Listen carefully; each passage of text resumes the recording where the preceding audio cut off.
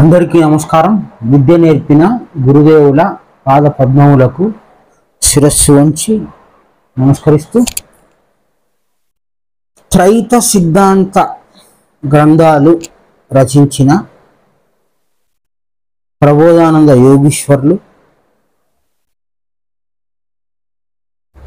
భగవద్గీతను, బైబిల్ను, ఖురాన్ను, అందులో ఉన్న లోతైన మర్మాలను విశ్లేషణాత్మకంగా, వివరణాత్మకంగా, సంచలనాత్మకంగా తెలియజేయటం జరిగింది.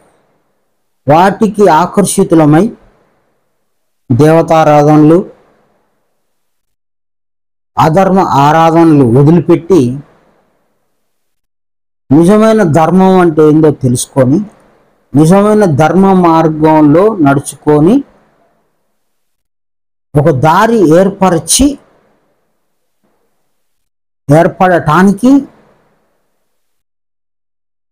త్రిమత ఏకైక గురువు అయిన ప్రబోధానంద యోగీశ్వర్ల వారి రచనలే కారణం. ఒకప్పుడు సాయిబాబా గారిని నమ్మాం, కనకదుర్గమ్మ గుడికి వెళ్ళాం, సమ్మక్క సారక్క జాతరకి వెళ్ళాం. క్రైస్తవ మతంలో పుట్టినప్పటికీ అందులో బైబిల్లో వాక్యాలు, మర్మాలు తెలవకుండానే తిరుగులాడటం జరిగింది. ఖురాన్ ఎట్లా ఉంటుందో తెలియని మాకు ఖురాన్ అంటే ఇది, ఖురాన్లో వాక్యాలు, ఆయతులు, సురాలు, అందులో ఉన్న మర్మాలు ఇవి అని హిందూ మతంలో కాషాయం వస్త్రాలు ధరించి శ్రీకృష్ణుడు నెమలిపించమన్నీ హిందూ సంబంధించిన వ్యక్తి దగ్గరికి, ఒక క్రైస్తవ మతస్థుడు దగ్గరికి చేరి ధర్మం అంటే ఏందో తెలుసుకొని, ధర్మం అంటే ఒకటే ఉంటుంది అని ఈ మతాలన్నీ అధర్మాలని, మతాలను వదిలిపెట్టి దేవుని మార్గంలో ప్రబోధానంద యోగీశ్వర్ల వారు రచించిన త్రైత సిద్ధాంత గ్రంథాల ఆధారంగా జీవితాన్ని కొనసాగిస్తూ ఉన్నాం. అందులో భాగంగానే,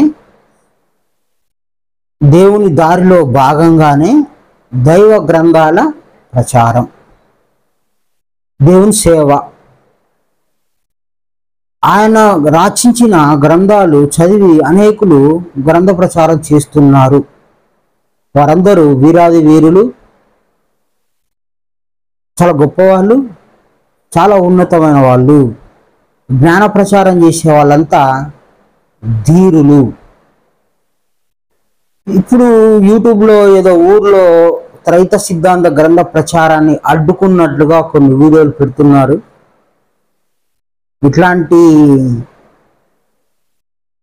ఇంత ముందు జరిగాయి, చాలా చూశారు. త్రైత సిద్ధాంత జ్ఞానం కలిగిన వాళ్ళు ఇక ముందు కూడా చూస్తారు. కానీ వీటికి బెదిరే వాళ్ళు, వీటికి అదిరే వాళ్ళు ప్రబోధానంద యోగీశ్వర్ల శిష్యులు కాదు. ఇలాంటి వాళ్ళు ఎన్నో చూశారు. ఎంతో మంది మూర్ఖుల కొమ్ములు వంచిన వాళ్ళు, తెగించిన వాళ్ళు, వీళ్ళని వీరులు అని గురువు ఉన్నప్పుడే ముద్ర పడిపోయింది. జ్ఞాన ప్రచారంలో ధీరత్వం కలిగిన వ్యక్తులు త్రైత సిద్ధాంత జ్ఞానం కలిగిన వాళ్ళు. ఈ జ్ఞాన ప్రచారం కొనసాగుతూ ఉంటుంది కానీ ఇది ఆగిపోదు. ఏదో ఒక ఊర్లో ఎవడో మత పిచ్చి బట్టి మత్సరం కలిగి మత్సర గుణాలతో మా ఊర్లో ప్రచారం వద్దని హడావుడి చేసి వాడు ఎంత పాపం సంపాదించుకున్నా వాళ్ళు మేము వీళ్ళని బెదిరించామని, వీళ్ళని మేము ఇబ్బంది పెట్టామని, వీళ్ళని అడ్డుకున్నామని ఎన్ని పేర్లు ఎన్ని వేసుకున్నా త్రైత సిద్ధాంత జ్ఞానులతో సమానం ఎన్నటికీ కాజాలరు. త్రైత సిద్ధాంతం తెలిసిన వాళ్ళే జ్ఞానులు. వీళ్ళ జోలికి పోయి కొరివితో తలగొక్కున్నట్లే. అంటే వాళ్ళు మనుషులే, మేము మనుషులమే, మాకు మతం అనే పేరుంది, మేము భగవద్గీతని ఖండిస్తున్నాం, భగవద్గీతని చింపేస్తాము, భగవద్గీతని మేము అవమానిస్తాము, మీరు రాసింది కరెక్ట్ కాదు, మేము టీవీలో పడ్డాము, మేము వాళ్ళని అడ్డుకున్నాము అనుకుంటారు. కానీ జ్ఞానం తెలిసిన వాళ్ళు మీ మీద జాలి పడతారు. ఎందుకు అంటే క్షమించరాని పాపం అంటూ ఒకటి ఉంది సృష్టిలో. అది దైవ ధర్మాలకు, దేవుని జ్ఞాన గ్రంథాలకు ఎదురెళ్తే, అడ్డుకుంటే అది క్షమించరాని పాపం అని ఒకటి ఉంది. అది సంపాదించుకొని మీరు సంతోషంగా కనబడుతున్నారు. మీరు అది తినేటప్పుడు మీరెంత బాధపడతారో అని జ్ఞానులు మీ మీద జాలి పడతారు. మీరు గొప్ప పని చేశారు అనుకుంటే జ్ఞానులు మీరు చాలా పాపం పని చేసి పాపాన్ని సంపాదించుకున్నారని జ్ఞానులు మీ మీద జాలి పడతారు. కానీ వాళ్ళ జ్ఞాన ప్రచారం ఆపుకోరు. వాళ్ళు వీరులు, శూరులు, వాళ్ళు అంతే. వాళ్ళ ప్రచారం ఆగేది లేదు. రావణ బ్రహ్మ సైన్యం, శ్రీకృష్ణ భగవానుడి దళము, సైనికులు, క్రీస్తు సైనికులు. రైతు సిద్ధాంత గ్రంథాలు తెలిసిన వాళ్ళు మతాన్ని లేకుండా చేయడానికి, మతపు విషపు మరకలతో అంటి తిరుగుతున్న వాళ్ళని జ్ఞానంతో కడిగేయాలని తిరిగేటువంటి ధీరులు వాళ్ళు. మీరు బెదిరిస్తే బెదిరిపోయే వాళ్ళు కాదు, మీరు నిందిస్తే అవమానిస్తే కుంగిపోయే వాళ్ళు కాదు. త్రైత సిద్ధాంత గ్రంథాలు చదివిన వ్యక్తులు, త్రైత సిద్ధాంత గ్రంథాలు చదివిన వాళ్ళు ప్రబోధానంద యోగీశ్వర్ల వారి శిష్యులు. ప్రబోధానంద యోగీశ్వర్ల వారి శిష్యులు, గురు శిష్యులు ఎప్పటికీ కృంగిపోరు, విసుగు చెందరు. అదొక యుద్ధంలాగా చేస్తారు. కానీ వాళ్ళు ఎప్పటికీ ప్రచారం ఆగదు. వాళ్ళ హృదయాలు ఆ విధంగా చలిస్తూ ఉంటాయి, సంచరిస్తూ ఉంటాయి, ప్రేరణ కలుగుతూ వాళ్ళు జీవిస్తారు. కానీ ఇట్లాంటి చిన్న చిన్న అవమానాలు, చిన్న చిన్న ఇబ్బందులకి వాళ్ళు లోనవరు. దైవం విషయంలో ఎవరన్నా అవమానిస్తే క్రీస్తు ఏం చెప్పాడు? మీరు నా నామం నిమిత్తం అందరి చేత ద్వేషించబడుదురు, విని ఆనందించండి, సంతోషించండి. నీకెందుకయ్యా? వాడు నిన్ను తిట్టి వాడు పాపం సంపాదించుకున్నాడు, నిన్ను తిట్టి వాడు నరకం అనుభవించాలి. వాడి మీద జాలిపడు. కానీ వాడిని ఎందుకు నువ్వు కోపంగా చూస్తావు? ఎవడు కోపంగా చూడాడు. ఎందుకు? మీరు సంపాదించుకున్న పాపం మీరే తింటారు. మీ మీద మాకు జాలి ఎందుకు? ఈరోజు భగవద్గీత, త్రైత సిద్ధాంత భగవద్గీత నువ్వు చదవకుండానే నువ్వు అవమానించే స్థితికి, అంత అజ్ఞానానికి నువ్వు వెళ్ళి నువ్వు అది ప్రచారం చేసే వ్యక్తులను అవమానించి, నీ ఊరికి జ్ఞానం వెలుగు వస్తే నువ్వు దాన్ని వద్దు, మా ఊరికి జ్ఞాన వెలుగు అని నువ్వు దాన్ని పంపించుకొని నువ్వే నరకానికి, ఎల్లప్పుడూ ఉండే నరకానికి నువ్వు వెళ్తావు. కానీ జ్ఞానులకు వచ్చినటువంటి ఇబ్బంది ఏమీ లేదు.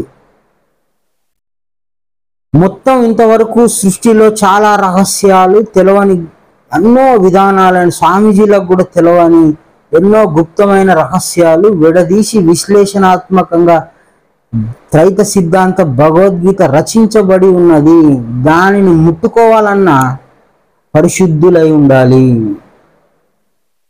కనీసం ఆ గ్రంథాన్ని భౌతికంగా తాకాలన్నా మీరు పరిశుద్ధులై ఉండాలి. ఆ గ్రంథంను చదివిన వాళ్ళే ఆ గ్రంథాన్ని ముట్టుకోవాలంటే చాలా శుభ్రతతో, చాలా నిష్టగా దాన్ని తాకుతారు. అలాంటి గొప్ప గ్రంథము, భూమి మీద తిరుగులాడుచు ఉన్న గ్రంథాన్ని ఈరోజు మీరు అవమానించి దాన్ని మీరు ఇష్టానుసారంగా మాట్లాడి మీరు సంపాదించుకున్న పాపము అంతా ఇంత కాదు. మీ మీద మాకు జాలే. తినే రోజు నేనేం చేసినో అని మీకు ఇబ్బంది అవుద్ది. ఆ రోజు మిమ్మల్ని రక్షించడానికి ఎవడు రాడు. ఈరోజు మీ గ్రామాన్నో, మీ ఊరునో, మిమ్మల్ని రక్షించటానికి త్రైత సిద్ధాంత గ్రంథ ప్రచార రథం మీ ఊరికి వచ్చింది, కానీ మీరు దాన్ని తిరస్కరించుకొని మీరు పాపంలోనే తిరుగులాడేటువంటి విధానంలోకి వెళ్ళిపోయారు. మీరు బాగుపడతారని, మీరు మార్పు చెందుతారని ఆ గ్రంథము, ఆ ప్రచార వాహనం మీ ఊర్లోకి వచ్చింది, కానీ మీరు తిరస్కరించుకున్నారు. దీనివలన జ్ఞానులకి నష్టమేమి లేదు. నష్టం నిజంగా జరిగేది ఆ తిరస్కరించిన వ్యక్తులకే. నువ్వు తిరస్కరిస్తే ఆగేది కాదు. జ్ఞానులు ఊరికే నిద్రపోయే వాళ్ళు కాదు, ప్రచారం చేయకుండా కూర్చునే వాళ్ళు కాదు. వాళ్ళు వీరులు, వాళ్ళు ధీరులు, వాళ్ళు శూరులు. వాళ్ళ వీరత్వం గురువు ప్రభుదాన స్వామి వారు భౌతికంగా ఉన్నప్పుడే తెలిసిపోయింది. అలాంటి తెగింపు ఉన్నటువంటి వ్యక్తులు, జీవాత్మలు, ఆత్మలు, పరమాత్మ ఆ శరీరంలో వాళ్ళకి ఆ విధానం తెలుసు కాబట్టి వాళ్ళు ఎన్నడూ కృంగిపోరు, విసుగు చెందరు. వాస్తవానికి మీ కీడు మీరు దేవుని జ్ఞానానికి అడ్డం వెళ్ళి అధికంగా సంపాదించుకున్నారు. మీ మీద మాకు జాలే కానీ ఇంకొకటి లేదు. ప్రచారం ఎన్నటికీ ఆగదు. రావణ సైన్యం ఇది. రావణ బ్రహ్మ జ్ఞానం కలిగిన వ్యక్తులం. మేమెన్నడూ అలసిపోము, మేమెన్నడూ భయపడము, మేమెన్నడూ విసుగు చెందము. ఈ భౌతిక దేహం కూలిపోయే వరకు, లేకుండా పోయే వరకు గ్రంథ ప్రచారం జరుగుతూనే ఉంటుంది. ఇలాంటి తాటాకు చప్పుళ్ళు త్రైత సిద్ధాంత జ్ఞానులు చూసి చూసి విని విని ఉన్నారు. వాళ్ళకి ఇది కొత్త కాదు. ప్రచారంలో పోరాటం వాళ్ళకి కొత్త కాదు. త్రైత సిద్ధాంత జ్ఞానులకు, పోరాట పటిమ కలిగిన ధీరులకు, ఆ శరీరంలో ఉన్న జీవాత్మకు, ఆత్మకు, పరమాత్మకు హృదయపూర్వకంగా నమస్కారం తెలియజేసుకుంటున్నాను. ఈ లోకంలో గురు శిష్యులు ఎంత బలంగా ఉంటారనేది త్రైత సిద్ధాంత గ్రంథ ప్రచారకులను చూస్తే అర్థమవుతుంది. ఆ ప్రచారకులందరికీ ఆ ప్రచారం అంతే కొనసాగాలని, ఇంకా ధీరత్వం, ఇంకా ఎక్కువ ఉత్సాహంతో ముందుకెళ్లాలని కోరుకుంటూ త్రైత సిద్ధాంత జ్ఞానులకు ఎదురొచ్చి ఎంతమంది ఎన్ని రకాల పాపాలు అంటించుకొని ఏ విధంగా ఇబ్బంది పడతారో అదొక వర్గం. ఎంతమంది బాగుపడతారనేది అదొక వర్గం. త్రైత సిద్ధాంత ప్రచార రథం వెళ్తే వీళ్ళు ఉంటారు, వీళ్ళు ఉంటారు, జ్ఞానులుగా మారే వాళ్ళు ఉంటారు. ఈ గ్రంథాలని, ఈ జ్ఞానాన్ని వ్యతిరేకించి ఇంకా పాపం సంపాదించుకునే వాళ్ళు కూడా ఉంటారు. అయినా సరే జ్ఞానులు, అందరూ జ్ఞానులు కావాలనే కోరుకుంటారు. ఏ ఒక్కటి చెడిపోకూడదనే సద్భావం కలిగి, హృదయం కలిగి ప్రవర్తిస్తారు. మాకు అంటే జ్ఞానులుగా, మాకు ప్రచారకులుగా, మాకు అందరి మీద జాలి కానీ, అందరి మీద కోపం లేదు. మమ్మల్ని తిట్టేవాడి మీద కూడా మాకు జాలే ఉంటుంది, మాకు కరుణయే ఉంటుంది. మా గురువు నేర్పించిందే అది. మేము ఇతరుల మీద జాలిపడే స్థితిలో ఉన్నాం, కానీ మమ్మల్ని మేము అయ్యో పాపం అనుకునే స్థితిలో లేము. మేము ఇతరుల మీద జాలి పడేంతగా గురువు మమ్మల్ని తయారు చేశాడు. గురుబలం అనేది మమ్మల్ని ధీరులుగా, వీరులుగా, బలంగా బతికే విధంగా తయారు చేసింది, కానీ కృంగిపోయే విధంగా చేయలేదు. కాబట్టి మేము ఇతరుల మీద జాలిపడే స్థితిలో ఉన్నాం, కానీ మరొకటి కాదు.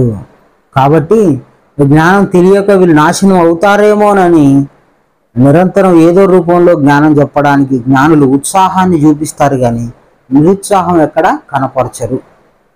మా గురువు నేర్పింది అది. మేము చెప్పకపోతేలో, మేము మాట్లాడకపోతేలో, మేము ప్రచారం చేయకపోతే అభివృద్ధి చెందదు. కానీ మా ప్రచారాన్ని, మేము చేయాలనుకున్న మంచిని అడ్డుకొని మీరు సాధించేది ఏమీ లేదు, పాపాన్ని తప్ప. నరకం పొందటం తప్ప ఇది నీకు మంచిది కాదు. జ్ఞానులకి మీరు ఒకవేళ వ్యతిరేకిస్తే జ్ఞానులు మౌనంగా వెళ్ళవచ్చు, అంత మాత్రాన వీళ్ళు శాతగాని వాళ్ళు కాదు. పరలోక రాజ్యంలో మీ ఫలం రెట్టింపు అవుతుంది మిమ్మల్ని ఎవడన్నా అవమానిస్తే అని క్రీస్తు ఎప్పుడో చెప్పాడు. మేము అవమానపడ్డా, మమ్మల్ని తిట్టినా కొట్టినా మాకు ఒరిగేది లేదు, మాకు నష్టమేమీ లేదు. నష్టం అంతా జ్ఞానుల్ని వ్యతిరేకించిన వాళ్ళకి, అడ్డుకున్న వాళ్ళకే. కాబట్టి ధీరత్వం కలిగినటువంటి జ్ఞాన ప్రచారకులకు, ప్రబోధానంద గురు శిష్యులకు మరొక మారు హృదయపూర్వకంగా నమస్కారం తెలియజేసుకుంటూ, జ్ఞాన ప్రచారం జోరుగా, హుషారుగా, సంతోషంగా కొనసాగాలని కోరుకుంటూ అందరికీ నమస్కారం. గురు సమర్పణ.